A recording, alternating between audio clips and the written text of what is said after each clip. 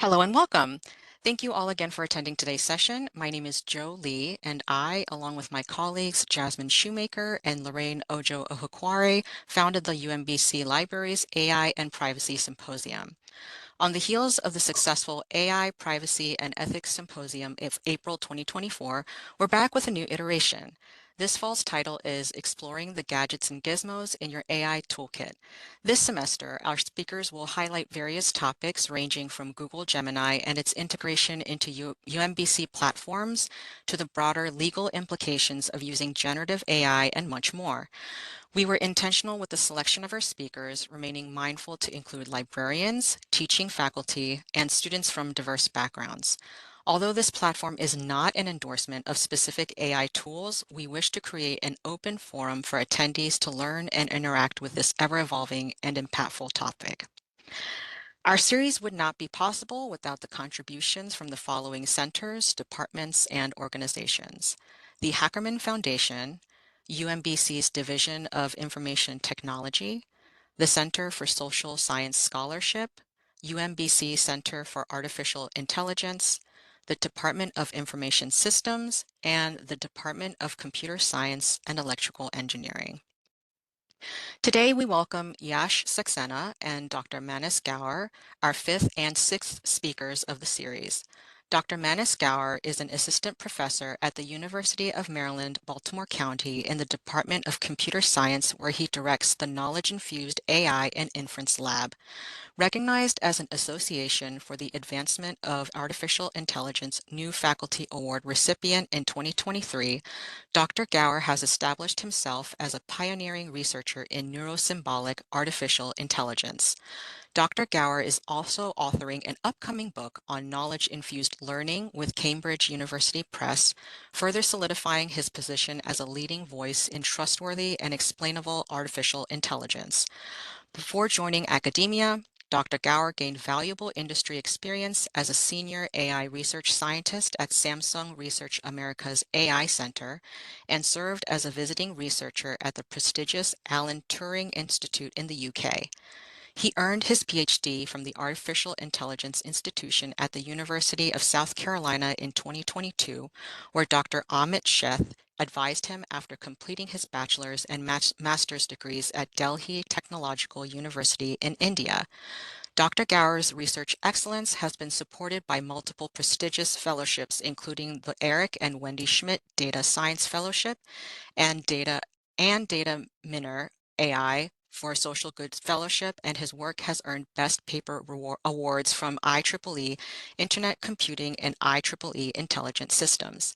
He currently serves as co-chair of the International Semantic Web Conference, associate editor of ACM Transaction in Computing for Health, organizer of workshop on knowledge-infused learning, and advisor to multiple startups in India and the US. Yash Saxena is a PhD student in computer science at the University of Maryland, Baltimore County, advised by Dr. Manis Gaur in the Knowledge-Infused AI and Inference Lab. His research focuses on enhancing the trustworthiness of large language models through improved document retrieval and source attribution. His recent work on ranking-free retrieval architectures was presented at the Bloomberg Law, Language, and AI Symposium. Yash holds a Bachelor of Technology in Computer Science from Galgodius University. During his undergraduate years, he led teams that won national and international hackathons. He has held research internships at the Artificial Intelligence Institute of the University of South Carolina and worked on a real-world NLP and generative AI problems during industry roles at Cerebral Technologies, HCL Tech, and Stare Out Games. Yash and Dr. Gaur's presentation today is titled Building Trustworthy LLM Agents for Academia Through Structured, Interpretable Knowledge Retrieval and Source Attribution. We welcome questions in the chat throughout the session and will answer them at the end. Please feel free to send a private message either to myself or one of my two colleagues, and we'll be sure to ask them after the presentation. And without further ado, I'll turn it over to our speaker.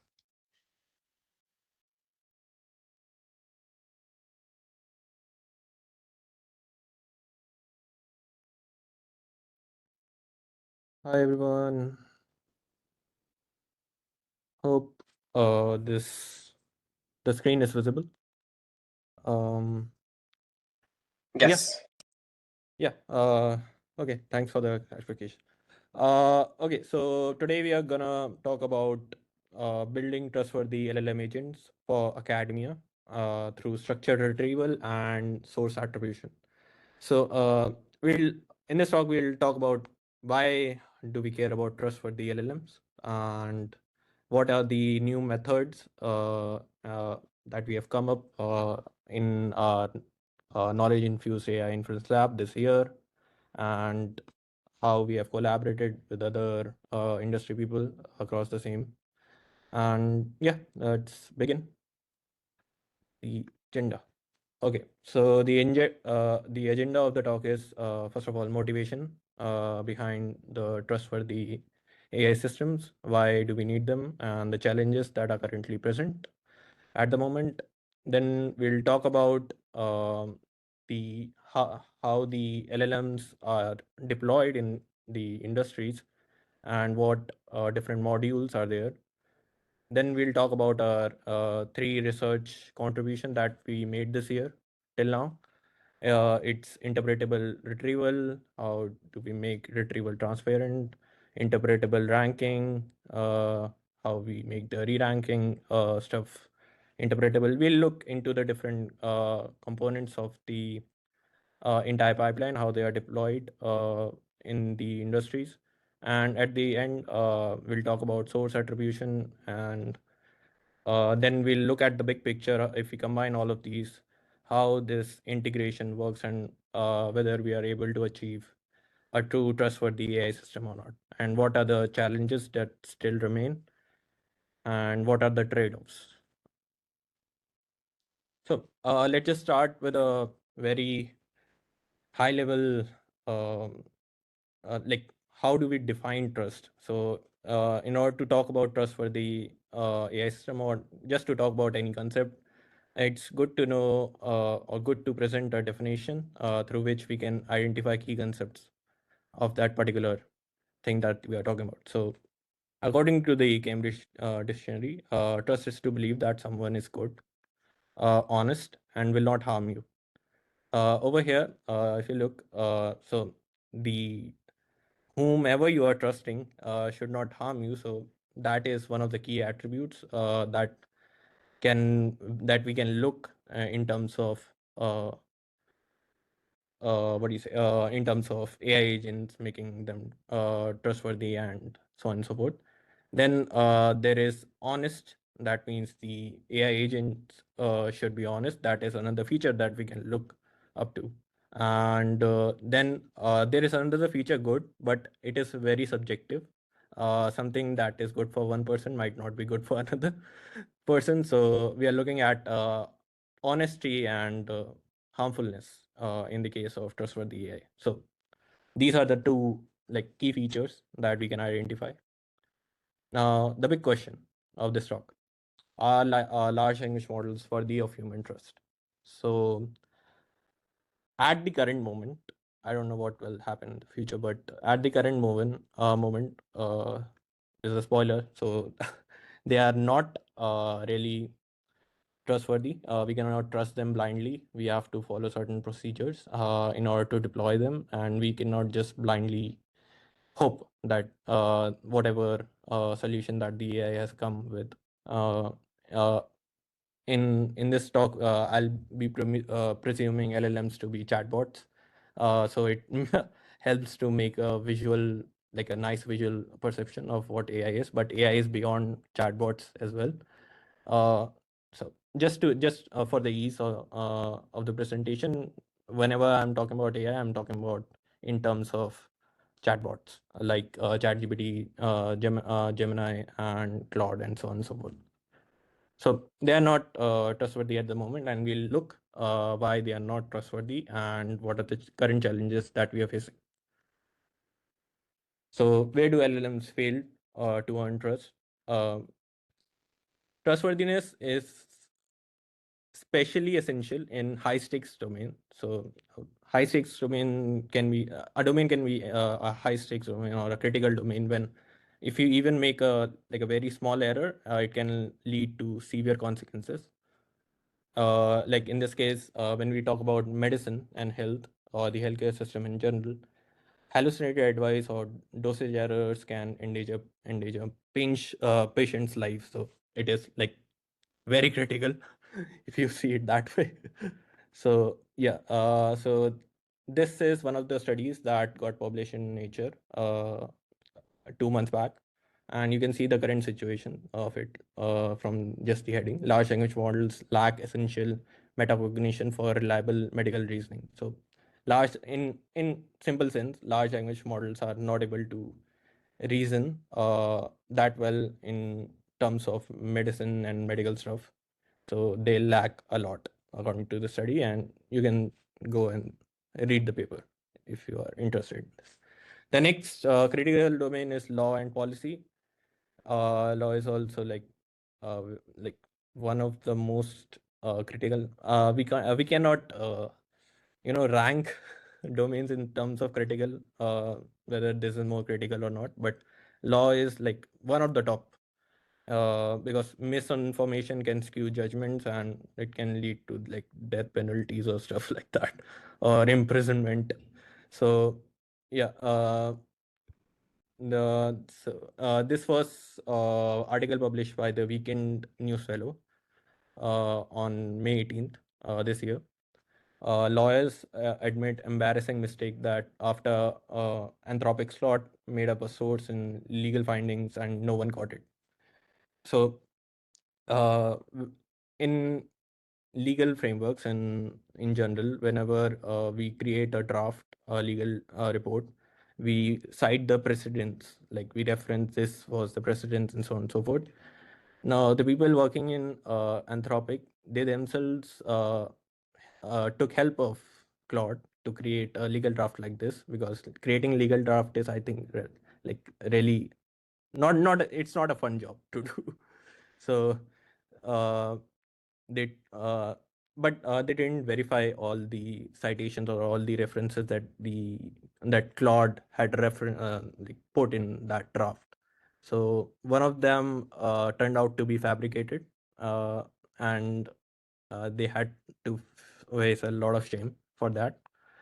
So this is like a one of the real world examples where uh, we can see that we cannot just blindly trust LLMs. Now, the uh, another high stakes domain that this talk is centered around is academic research.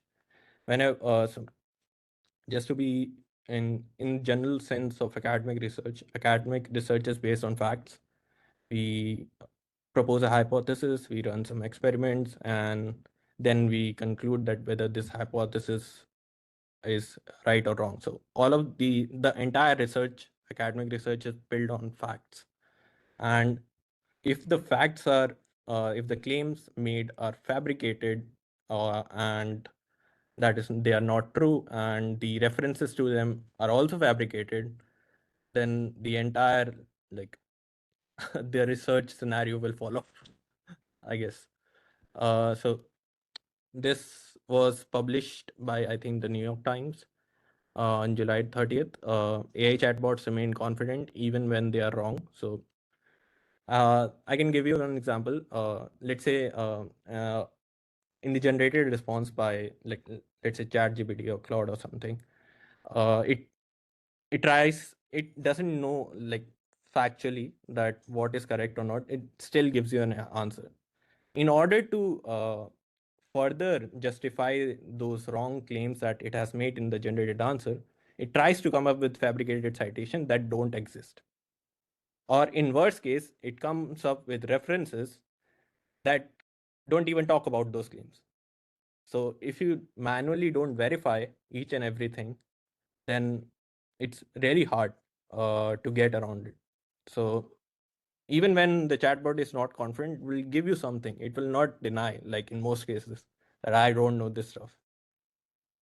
Uh, Now, the next thing is it's not the fairness and bias. It's not a domain, but to be in the general sense of trustworthy AI, people look towards the biases in the AI models. Uh, Bias can be in terms of gender bias, it can be in terms of ethnicity and races and all of those stuff. It depends on the training data, and since we don't know the training data of most of the LLMs, we don't know the how the LLM got influence towards a certain particular group.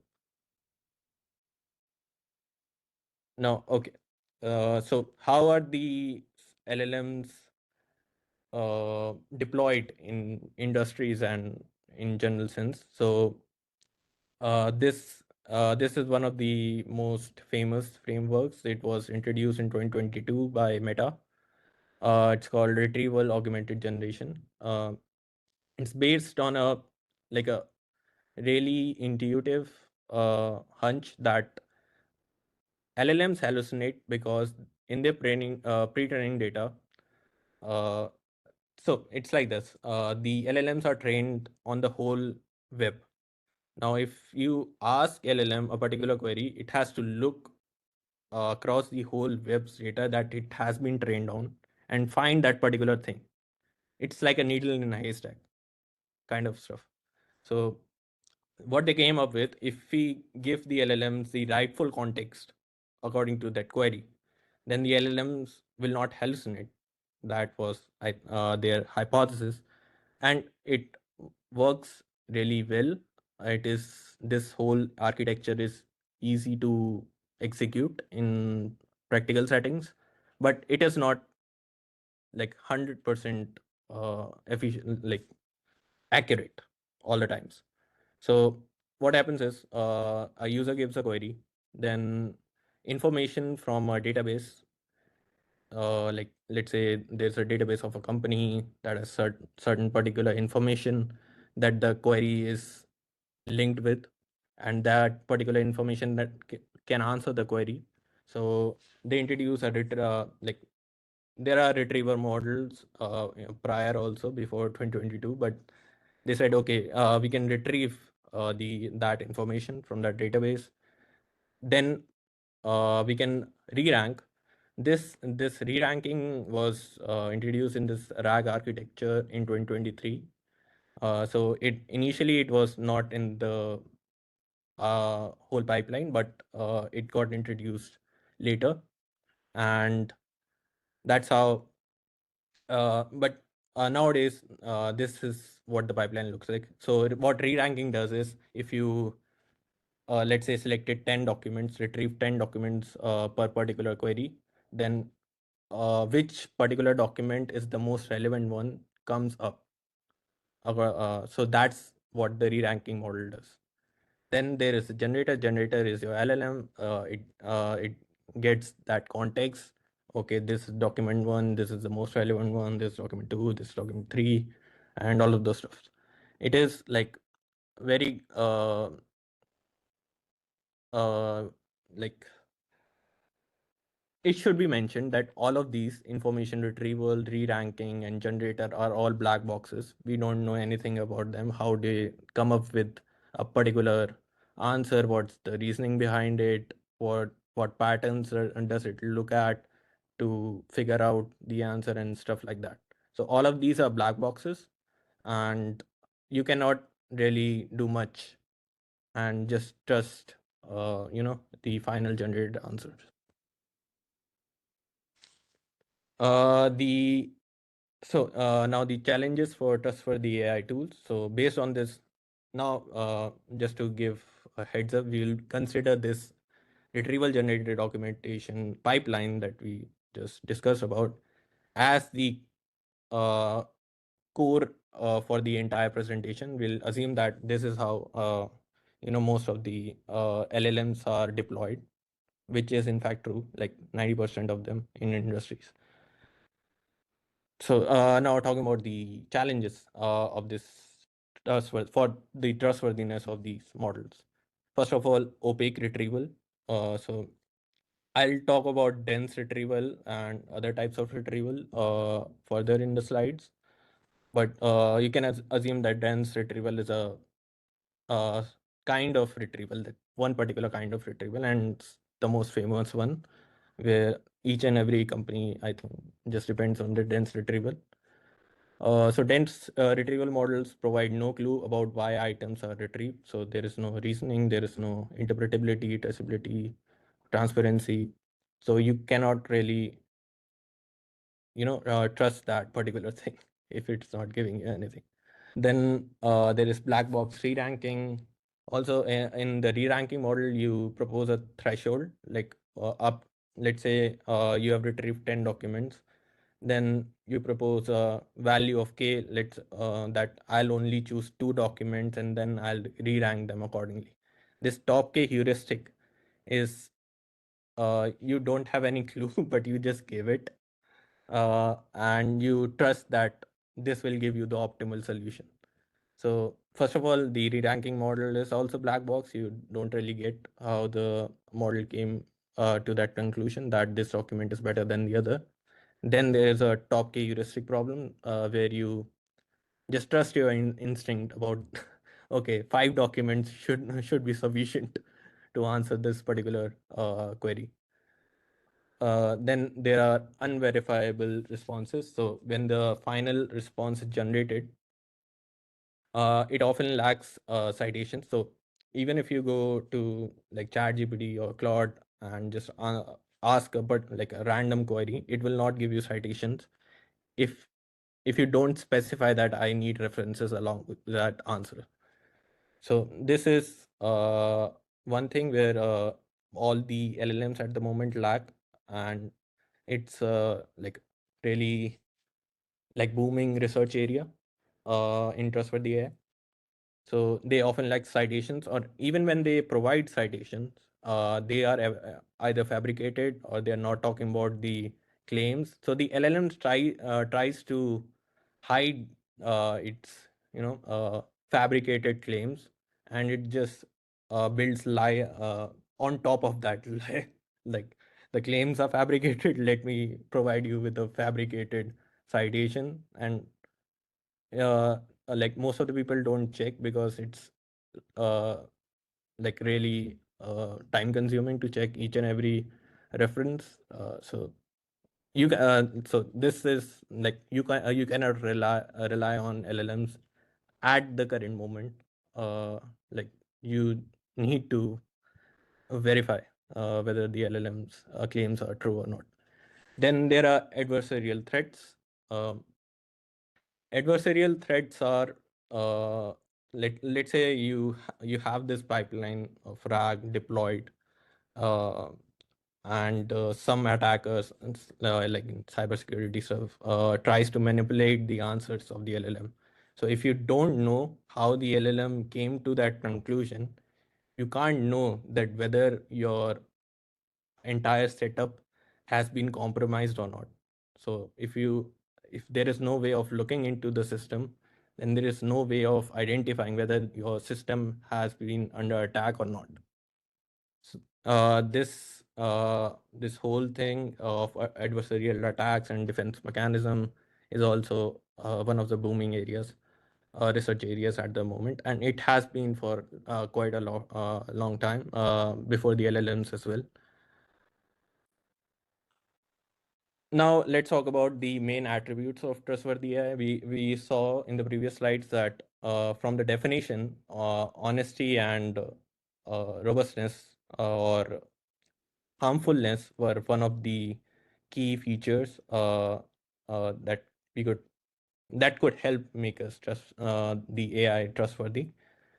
Then we can look at on a very high level, we can look at interpretability, robustness, and credibility as the 3 pillars of trustworthy AI. So trustworthy AI lies at the cusp of all the three um, concepts. So what is interpretability, first of all? It's like the ability to understand how a machine learning model makes a decision. So you are able to infer how the model made its particular decision, and then you can trace back to the source, and it's like transparent, so you can get a understanding of how the model works.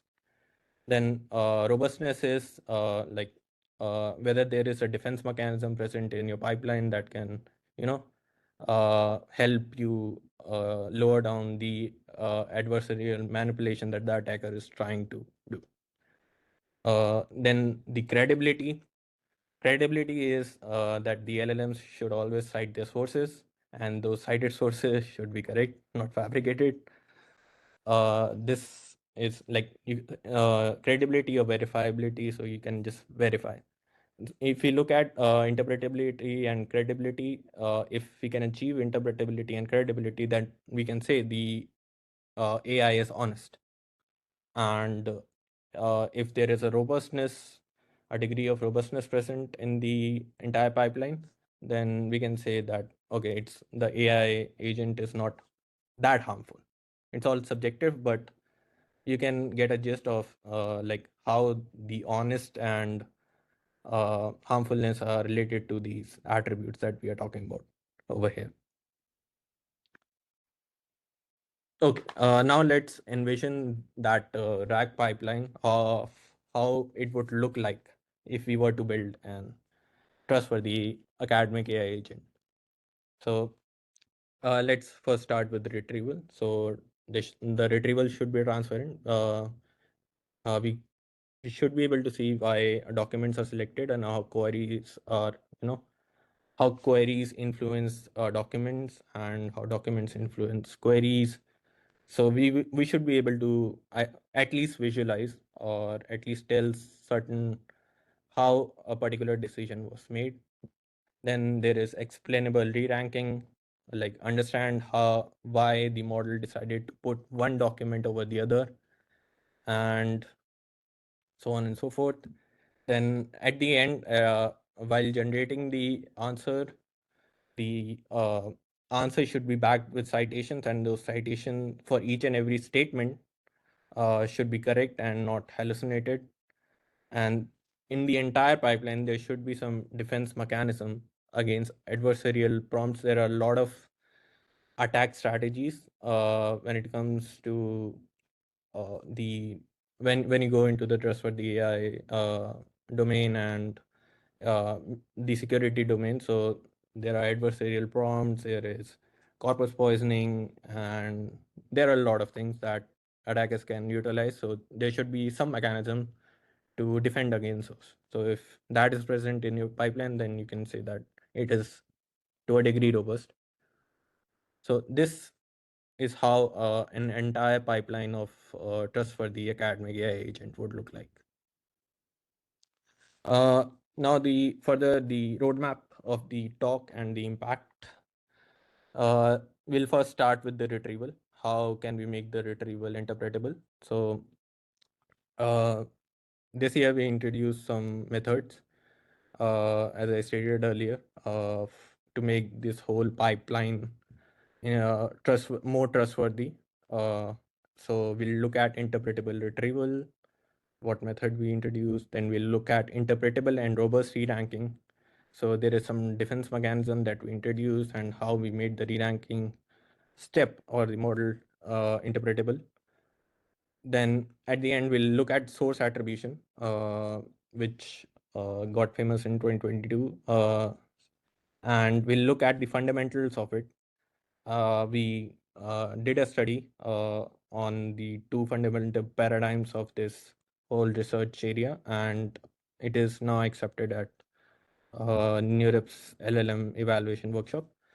The other two are they are under submission in ACL and ICLR respectively. So then finally we'll look at the integration of all three or all these techniques, and yeah, we'll look at like what are the trade-offs and whether this is viable solution in terms of cost and latency and stuff like that. Uh, Before jumping into retrieval, let's take a step back to look at the basics of retrieval themselves. So I'll be talking over here on about dense retrieval and vectors. So if you want to visualize how dense retrieval works and how the documents are retrieved based on the queries, you can envision these as Like there is a retriever model, there is an embedding model which creates text into vectors, mathematical vectors, which I'll discuss further, and create a embedding space. This is how an embedding space would look like. This is just a visualization. This is not how it really looks like, but for the ease and sake of it, this is the how the retriever model embed each and every word and how they are related to each other. Over here, you can see that apple is the embedding of apple is really close to grape, and it will be close to other fruits. The city is close to harbor and ocean, and the car is close to truck and engine. So it the retriever model learns patterns during its training time when it is fed with a lot of data. So it learns to generalize and learns to find patterns, and it embeds the words or sentences that are similar to each other, like really together, like close by. So if you wanted to compute the similarity between a city and a harbor, or a harbor or a ocean, the intuitive way is to just calculate the distance between these 2 points. And if the distance is like small, then you can say that these two things, these two concepts are really similar. So you could use Euclidean distance, and that this one of the things that is used to calculate the similarity between the embeddings. There are also other methods like Jaggard similarity and cosine similarity that are used, and they differ in terms of what is your use case. So encode text into vectors using neural encoders, that is your retriever. Semantic clusters form naturally in the vector space. So this city, harbor, ocean, there's one cluster, car, truck, engine, there's another cluster.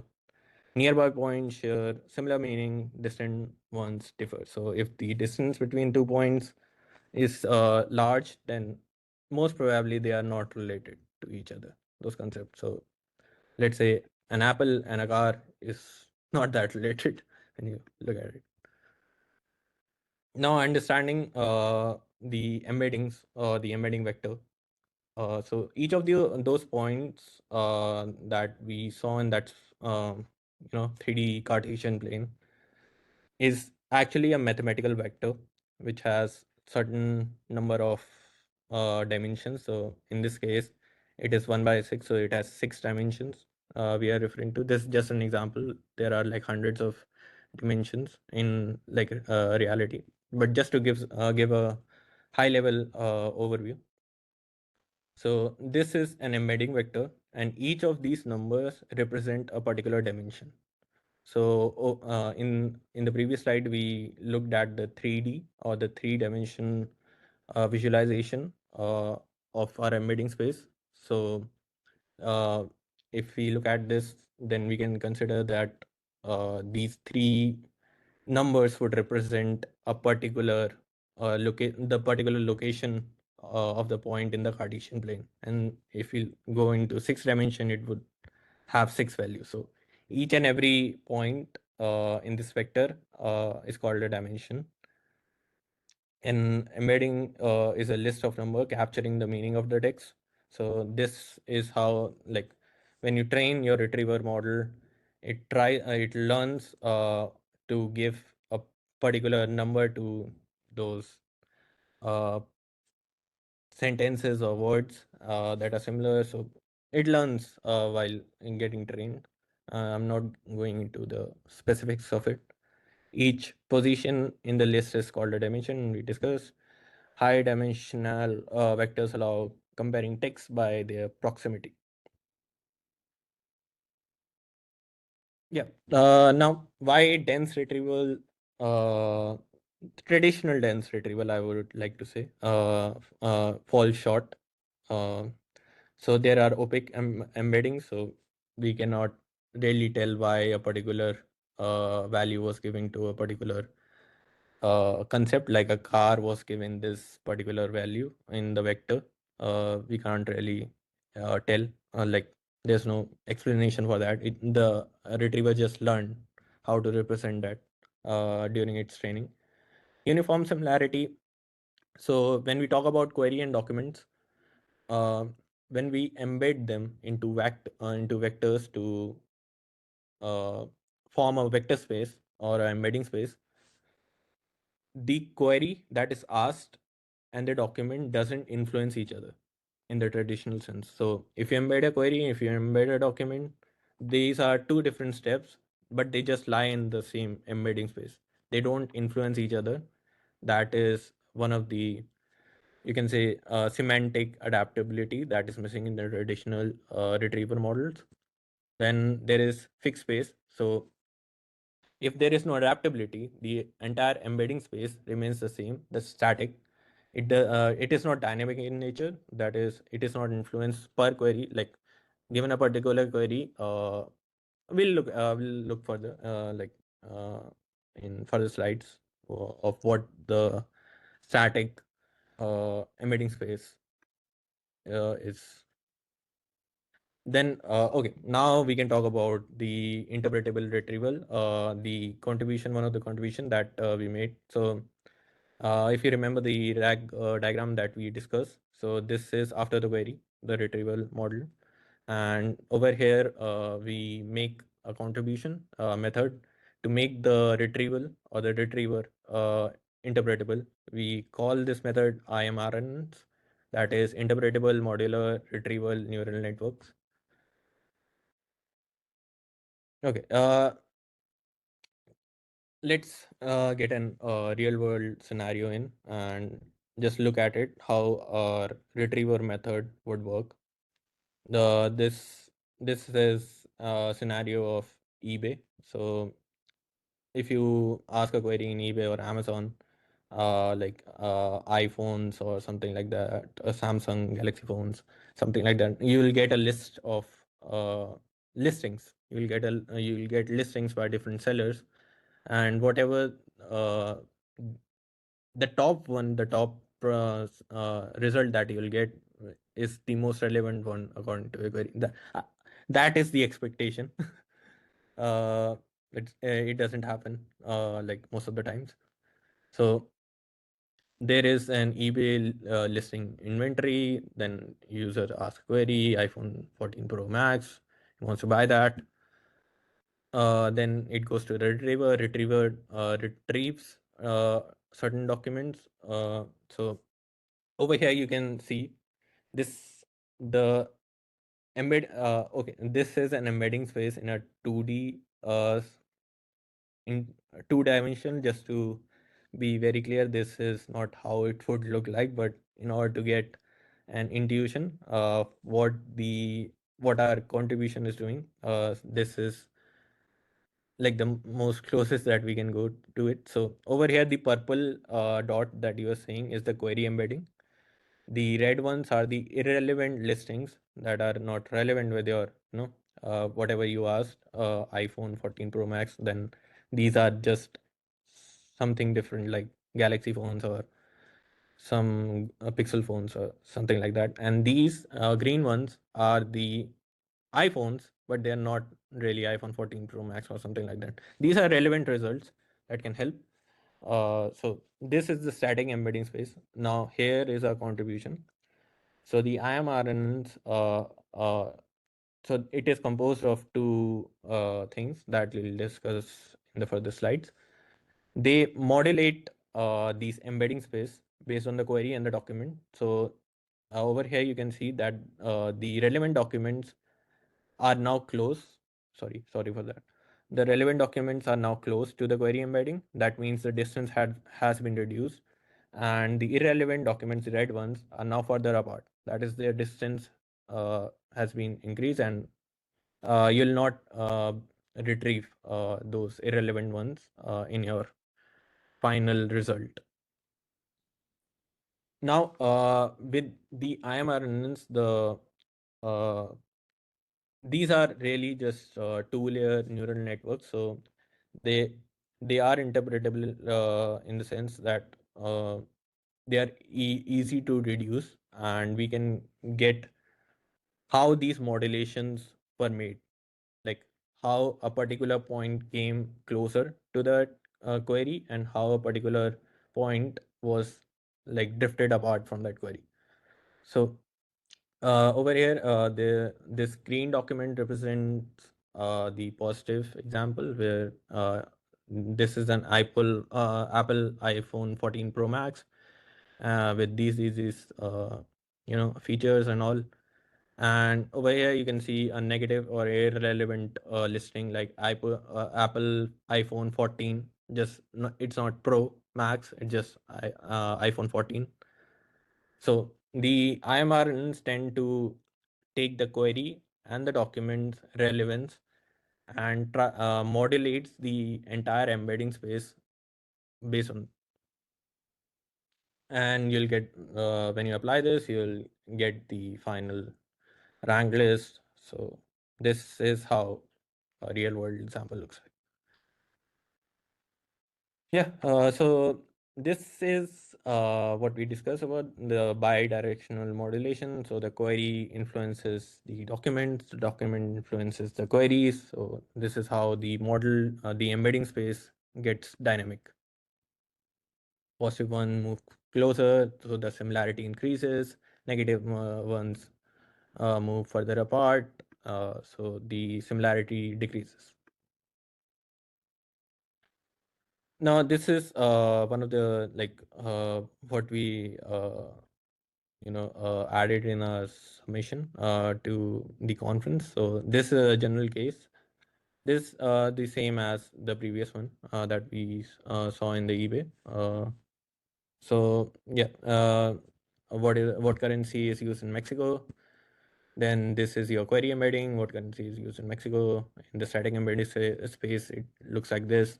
And this is some document that's talking about the climate. I think raining, in it and sky and all of that. Then there is a positive document that will give you an answer. That is airport. It's talk about airport pesos, which is the currency, and Mexico. We are able to find all of these terms because of the IMRNs. Otherwise, it would have not been possible to look at what each and every particular document looks like in the embedding space. So that's how it works. So the positive document comes closer to the query, negative one, this one moves apart. So the similarity of this decreases, similarity of this increases. The mechanism, yeah. So we saw there are two. The IMRNs are composed of two components. First is query adapter. So what a query adapter does, like really brief, is it modulates. It brings the documents by considering the relevance of the query. So if you are asking about iPhones, then it will bring the exact iPhone 14 Max embeddings together, the exact thing, and it'll drift everything apart. And then there is a document adapter that makes the query embedding adjust according to the corpus. So you can say that if there is a section of iPhone 14 Max in the embedding space and the query is asking about it, then the query embedding will move closer to that cluster. So this is a bidirectional modulation. So it generally works better, and it's based on prior studies and so on and so forth. So this is how it is. Now, let's talk about interpretability level. So, we saw the high level of what trustworthy AI is actually composed of, like interpretability, robustness, and credibility. But there are multiple nuances when you write the research paper, and people and researchers have divided these uh, f- uh, key features into multiple sub features. So there is structural level of mechanistic interpretability. Uh, we can say that an ML model achieves structural level interpretability if you are able to see the inner workings of the whole neural networks. Then there is attribution level. So it means whatever uh, component that you have in your architecture, you are able to pinpoint that particular component. Okay, given the this input, this particular component re- uh, help form the final response. So you can identify each and every component that influence the final decision. So in our case, we were able to identify the dimensions in the embedding vector that we talked about that was responsible for the retrieval. Then there is semantic level interpretability. So if that particular component, whatever particular uh, like modulation it did or changes it made to the input, if we can understand them in human understandable, human readable, understandable keywords or words, then we can say that that that particular architecture has achieved semantic level of interpretability. This is the most hardest one to achieve because you cannot translate each and everything that a model does into human readable thing. But uh, in our case, IMRs help us do that. So as we saw in the previous slide, that we were able to identify particular tokens related associated with each and every document. So this is an example of semantic interpretability. Then to be more precise, the in the general the example where the query was what is the currency used in Mexico. So the document that was relevant, in that we were able to identify that there is a keyword named pesos. So that is how it works on a very high level. Okay, now talking about the performance gains. Although the we introduced the amarants in like in terms of gaining interpretability, but we also found out that since we are adapting the query and the document embeddings with each other, so we did got some performance gains as well. So about 6 to 7% across the metrics. Uh, so we compared it with in terms of cross encoders that are used by Meta and eBay, as we know of, in the deployment scenarios. And you can see over here, these are different matrices that people use in industries to calculate the accuracy of the retrieval. So over here, you can see it is the Amaran. So you gain like 7% increase in different metrics across different matrices.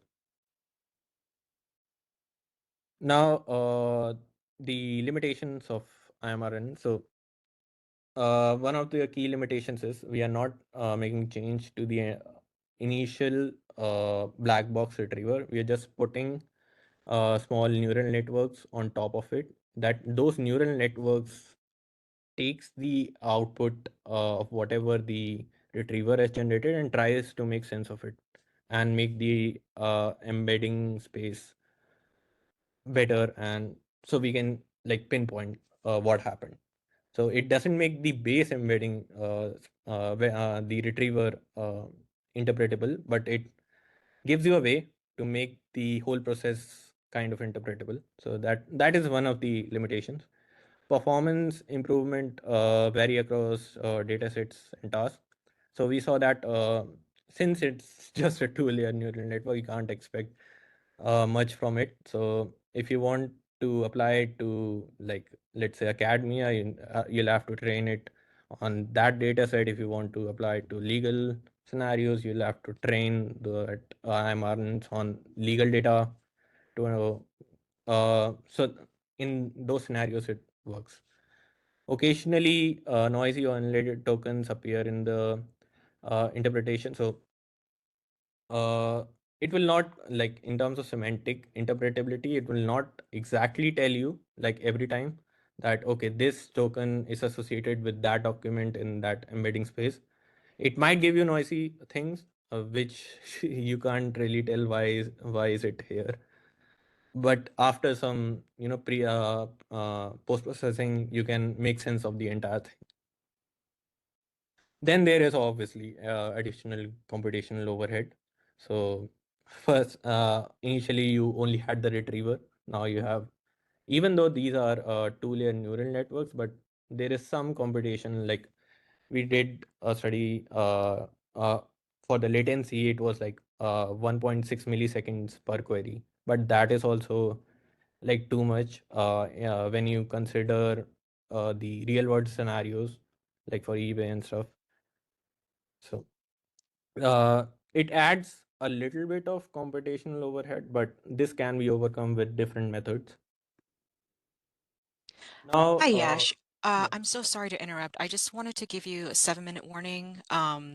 Just letting you know, we also wanted there to be room for questions to ask at the end, but I just thought I'd let you know.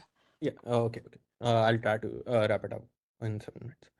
Then the next component is your re-ranking. So we introduce Meteora. If anybody is a fan of Linkin Park over here, then they can understand where this name came from.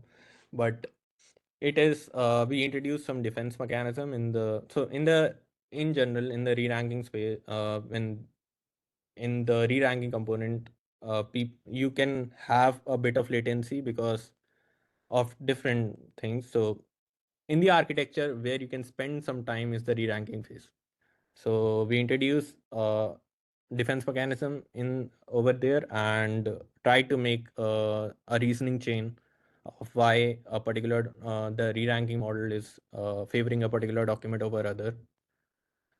So we mitigated the top K bias. That is, you don't have to provide an external, let's say, I own like top five document would suffice, or I just need five documents to answer this particular query, or just need 10 documents out of 1,000 documents that I have retrieved.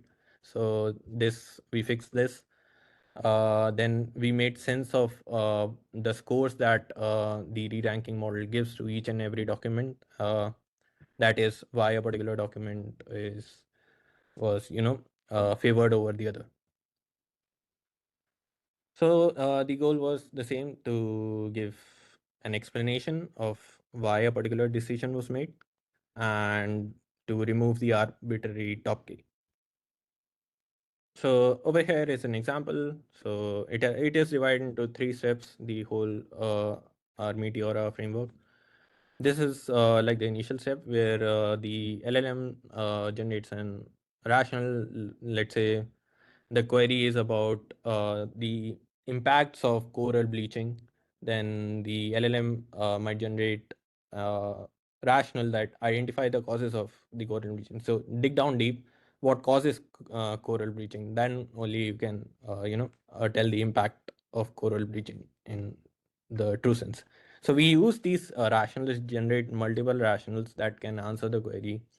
We use these rationals to select documents because if you just from an intuitive point of view, if you just search for the impact of coral bleaching, and there are, you won't find like particular documents unless and until it is there that explicitly says that.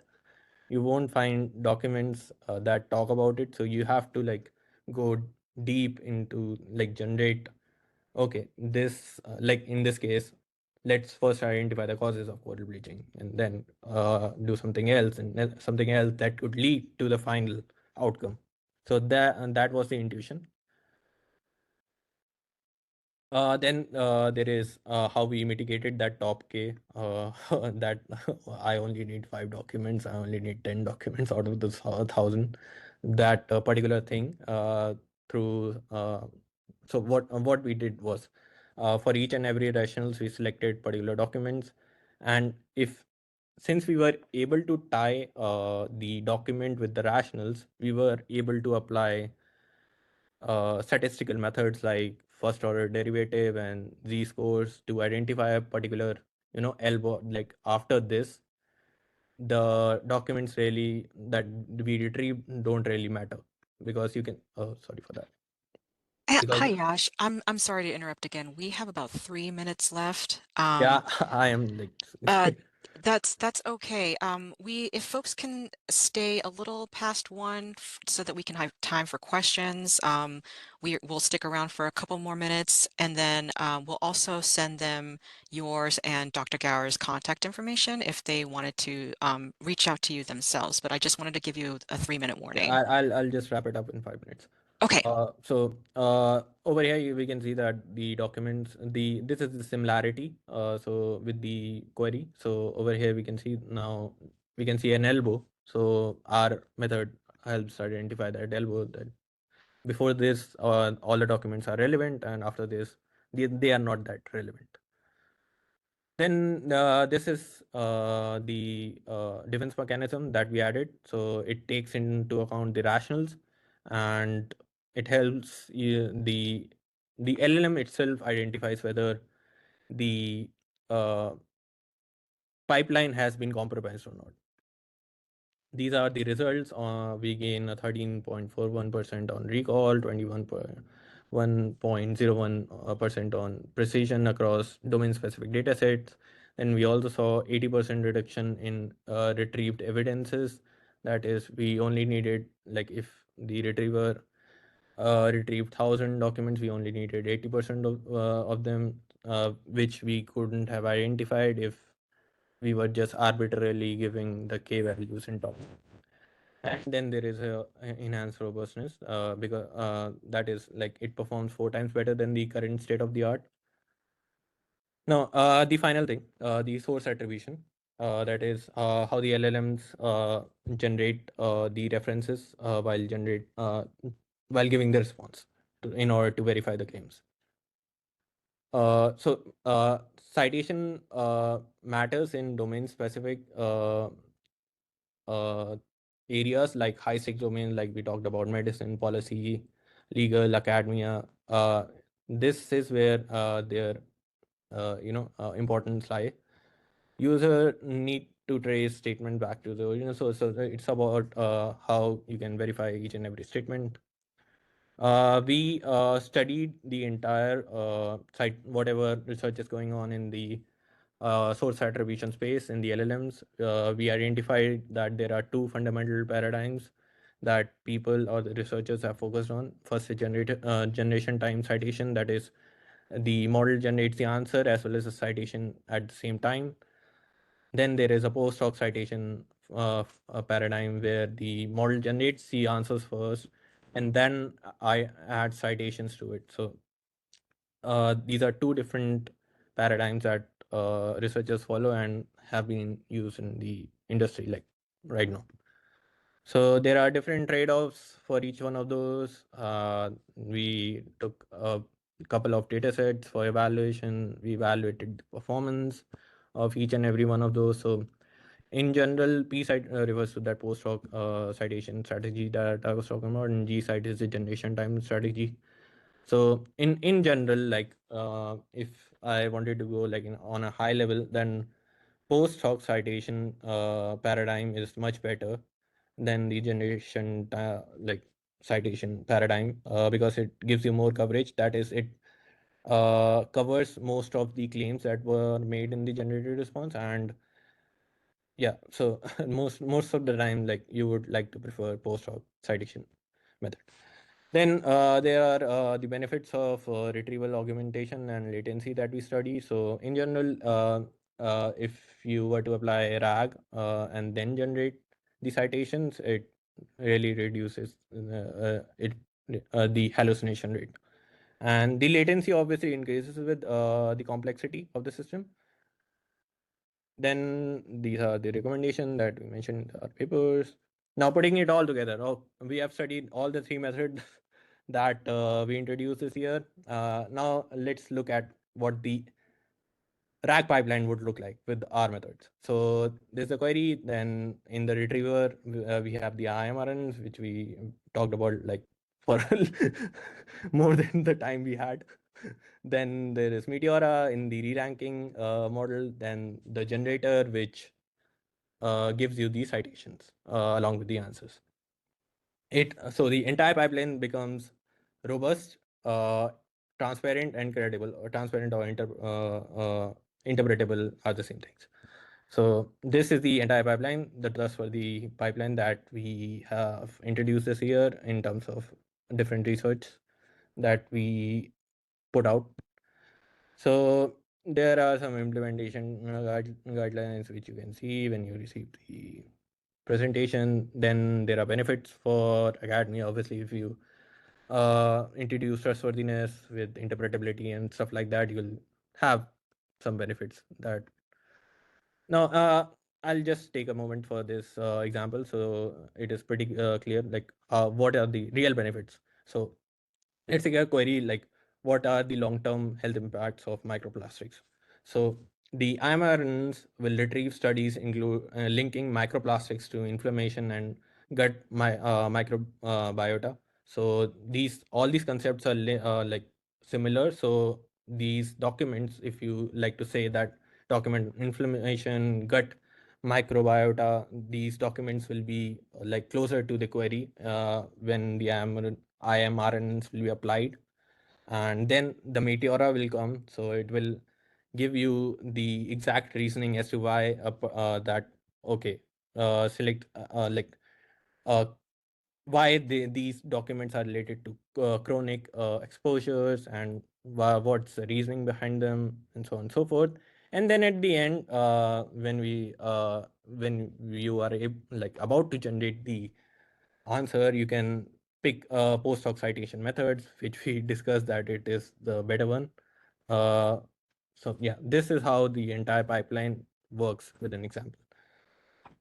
These are the all the results that we were discussed. So this is the overview of it. And in terms of robustness and safety, since it is the entire pipeline is interpretable, now you can see pinpoint that okay, this looks like suspicious, might be compromised by certain attacks, and you can have different things like then there are some limitations of it. Most of them are like introducing additional computational overhead and so on and so forth.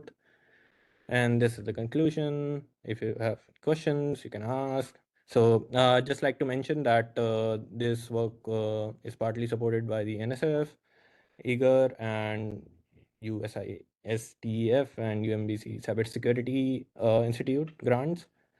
And these are my thoughts and not theirs. So yeah, if we have time, we can take some questions. All right, thank you so much for your presentation, Yash. And thank you so much, Dr. Maniscauer, for helping and jumping in chat to answer questions. We are 5 minutes over, so if anybody has any questions, we'll be sure to send them to both Dr. Gower and Yash, and they will reach out to you to answer them. I just really want to be respectful and mindful of everybody's time, so we'll just go ahead and close out for today. Thank you all so much again for attending, and thank you to both Yash and Dr. Gower for your presentation and for your time. To continue supporting future symposia, please reach out to members of this group to offer support, monetary support, and recommendations for future speakers and topics. We also greatly value your feedback, so please be sure to fill out our feedback form, which will be linked in the chat.